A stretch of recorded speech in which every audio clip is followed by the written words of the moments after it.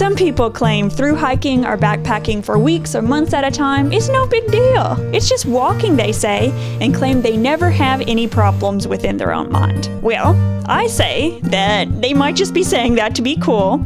They might be the rare human that actually doesn't have any pain. They're the Michael Phelps of hiking, or they just don't want to admit these things. Maybe that's their strategy, but I would call that toxic positivity, and they're just shoving things down that'll come back later instead of actually dealing with problems. I find it better to just face the problems head on. But let's get into it. What exactly is the mental challenge of thru hiking? First of all, I think it's the realization that you're going to be uncomfortable for the foreseeable future.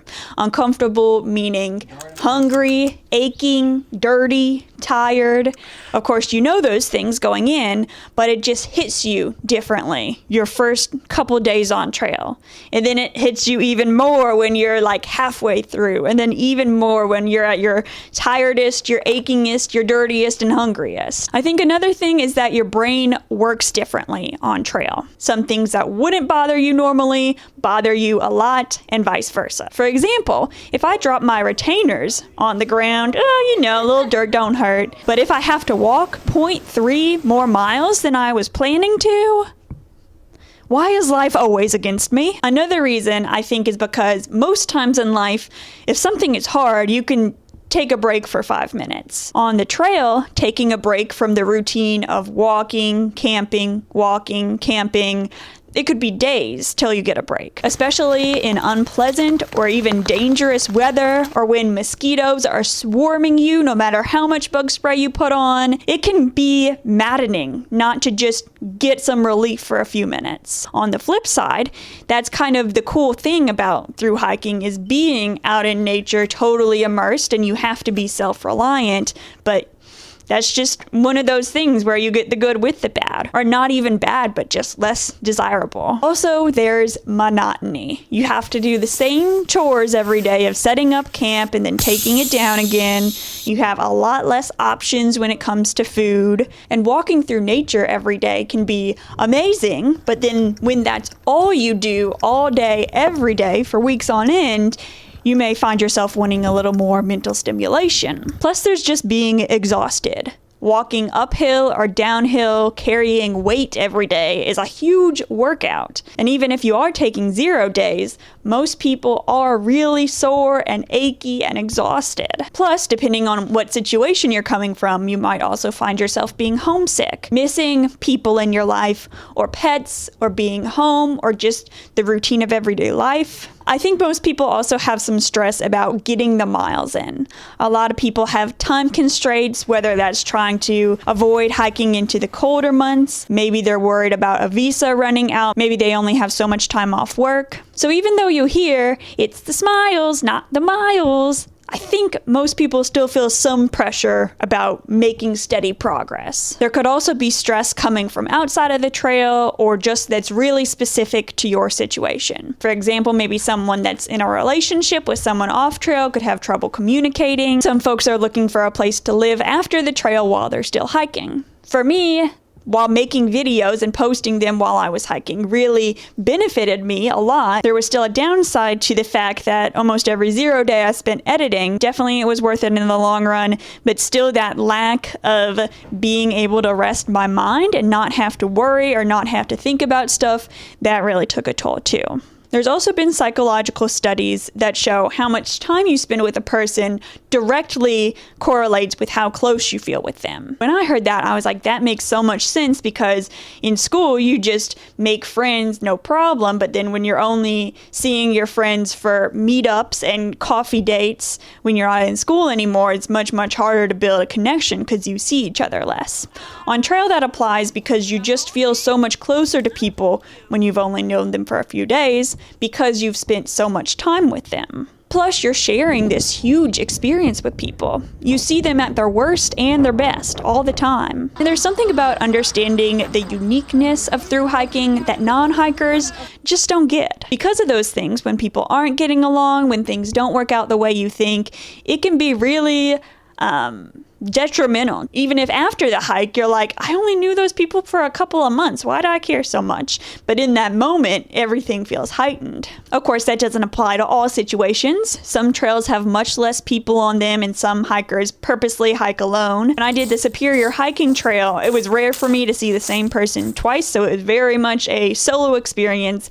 And I kind of had the opposite problem, where because it was just me by myself all the time, it was really hard to get out of my own head. Plus, any mental processes going on in your own mind that make life harder off the trail will still be there on the trail. I haven't talked about it in a while on my channel just because it hasn't come up, but I struggle with depression, and a lot of times what that looks like is one negative thing happens. Someone's rude to me, like something goes wrong, and that turns into me thinking, oh, so many things in my life go wrong, and so many things in the world go wrong, and why do I even do anything? In those times, you're supposed to disrupt the thought pattern, meaning just get your mind to something else. When you're on trail, though, there's definitely less options to do that. For anyone that relates to this problem, you could either force yourself to think about noticing details of the trees or the rocks wherever you are, spend time talking to someone that's going to get your mind off it, or if you're already in camp for the evening, go to bed early. Or if you can't sleep, just lay there and focus on breathing for a while. And beyond that, there's hikers with anxiety and OCD and PTSD and so on and so forth. It's important to have a plan for those things before you start the trail, because things will be different. There will be more stress on you. Those are pretty specific cases, though. Let's talk about ways to overcome the mental challenge of thru hiking in general. Just remember, these are tips to improve things, not cure-alls. Just knowing that there will always be some challenge is tip number 1. Tip number 2 is listening to podcasts and audiobooks to give your mind something else to do. What I would do is have earphones with you out of respect for other people on trail, and only have one in so you can still hear with the other ear if someone's coming up behind you, anything like that. It's a pretty common thing for hikers to do, but a way to make it even more strategic would be to not listen to audiobooks or podcasts for the first couple weeks of your hike, because then when things really start getting hard, you're having a bad day, it can seem like a bonus extra tool instead of just a regular part of the experience that you expect. I also found that listening to longer recordings can make time feel like it's going faster, because with shorter recordings, you have to keep stop and finding a new one. If you haven't heard of the app Libby yet, it's for checking out audiobooks. It's free. You just have to put your library card information in. If you don't have a library card, they're pretty easy and free to sign up for. Of course, you're going to want to find stuff you like and that interests you, but another idea is to find things specifically because they're funny. Funniest podcast I ever listened to is Gilmore Guys. Laughing out loud is psychologically really good for you. You could also go for really thought-provoking, interesting podcasts like Hidden Brain or This American Life, because after you listen to them, you can start thinking, oh, okay, how does this apply to my life? How does this apply to someone else's life I know? Instead of just listening to something, listening to the next thing, on, you can kind of listen, then think a bit, listen and think a bit, and that way, 1, it's hard to save a whole bunch of stuff on your phone.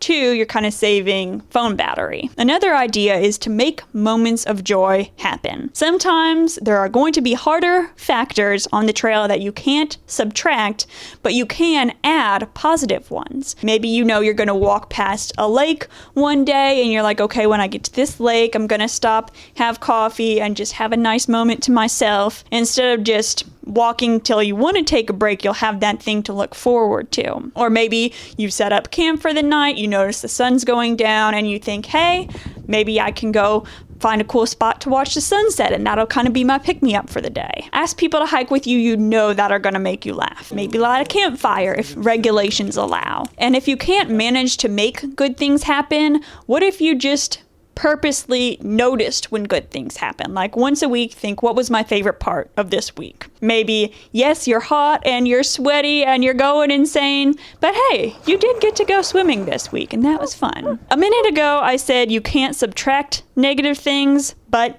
sometimes you can. Like, my boyfriend was having really, really bad leg cramps on the AT. So bad he had to really try not to scream and wake everybody else up in camp. It was hurting him so bad. Thankfully, he was talking to our friend about this, and our friend was just like, oh, it means you aren't getting enough electrolytes. You need to start having more salt and like element T packets and stuff like that. Thankfully, he talked to the right person that knew a solution. But there's also going to be other, smaller, less clear-cut problems that maybe you can find a solution to if you brainstorm. If you want more examples of that's pretty much what I talked about all of my video last week, if you're interested. Another idea is to really lean into the experience. When I hiked the JMT, I found myself really not enjoying it as much as I thought I would. It really was hard on me physically. So one night I was eating a prepackaged backpacker meal, and on the cover was a cool picture of a guy hiking all out in the mountains by himself, and I was like, I am living that guy's life right now. Normally, in my everyday life, I would see that and be like, man, I wish I was that guy, but I am that guy now. You're doing the damn thing. Also, maybe next time you're in town, you can look up any movies or books or stuff online that inspired you to hike in the first place. You can revisit it and feel like, yeah, now I'm that person's peer. I know what that person was going through now. And maybe it'll re-inspire you again. This is pretty opposite of all the tips I've given so far, but maybe just keep plodding away out of spite. Think of anyone that doubted you from your home life or on the trail and say, I will not give up because I want to prove that person wrong. And sometimes you gotta be strict with yourself to be good to yourself in the long run. Like when I did the AT, I would be so jealous of everyone because I would always get to camp later than everyone else, and I was like, I wish I had more time to relax. But if I could have just made myself a promise to some days, not even every day, but some days, set an alarm and get up and be on the trail earlier, then I would have gotten to camp earlier. I hate waking up early. It's the worst thing. I feel like it's a punishment, but sometimes you have to do the hard thing to get what you really want. And when you have time to relax, live it up. Maybe you get your chores done really quickly and then you have a lot of time to be clean and relax. If you have anything that's causing you stress that you have to do extra, maybe try to eliminate that. It depends on what it is, of course. And this may be obvious, but just keep coming back to it in hard moments. Keep your eyes on the prize. No pain, no rain, no main. Quit or keep going. They both hurt. At the end of every hike I've done, I have this huge feeling washing over me that because it was hard physically and mentally, it just makes the accomplishment of overcoming that so much better. And really, when we get down to it, there could be situations where you have to ask yourself, are you constantly miserable enough that pushing yourself through this won't make it worth it in the end? Our society has a real negative connotation towards quitting, but I think it's a healthy thing to do to adjust your goals once you're in the moment to suit what you really want to do. Anyone out there could start heading for home at the next road crossing or yo-yo once they reach the terminus and keep hiking. Ultimately, you gotta decide where your finish line is. Hiking any distance is covering more ground than if you never had the courage to try. Here's something I found interesting. I kept a spreadsheet while I was on the AT of money spent, miles hiked, YouTube stuff, and I rated each day on a scale of 1 to 10, 10 being one of the best days of my life ever. Recently, with those ratings, I made a line graph. And I know that's not a normal thing to do, like who would graph their own happiness, but I just thought it would be interesting, okay? I thought it would start really high because I was so excited to begin, and it would kind of start zigzagging down towards the end as I got worn down, but this is how it turned out. It surprised me that 5 was the lowest rating that I ever gave. Just a perception thing, really. There were hard days, but compared to the grand scheme of things, the orange line is a trend line, meaning the average of what I was seeing those days. It kind of starts out slightly higher and ends slightly lower, but again, only slightly. There's really not that big of a difference. The main point of me showing you this is just that there's lots of up and down. Sometimes the mental challenge is going to be really heavy, and then the next day, it may not be so bad. Also, another nerdy data thing is that I kind of poked fun at myself for crying so much much on the AT and kept a cry count on my videos. The total was 25 out of 202 days, so that's only crying once every 8 days. That's not a big deal at all. So yes, through hiking can be very mentally difficult for most people for a number of reasons. But thousands of people overcome those every year, and you can too. Let me know some of your ideas for pushing through bad days. I hope this was helpful. Thank you for watching, and happy hiking.